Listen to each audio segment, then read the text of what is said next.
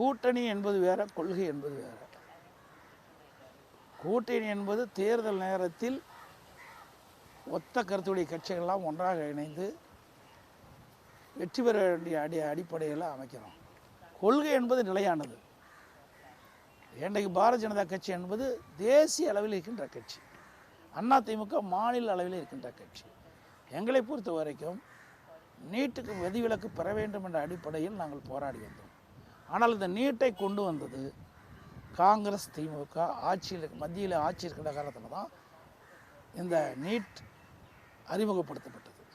2010 December 21 அன்று தான் notification வெளியிடப்பட்டது. அப்பொழுது காங்கிரஸ் ஆட்சி மத்தியிலே திமுக கட்சியை சேர்ந்த நாடாளுமன்ற உறுப்பினர் திரு காந்தி செல்வன் அவர்கள் மத்திய சுகாதாரத்துறை இணையமைச்சராக இருந்தார். ஆக இந்த நீட்டை அறிமுகப்படுத்தியது காங்கிரஸ் திமுக, அதை தடுத்து நிறுத்துவதற்கு போராடியது அதிமுக.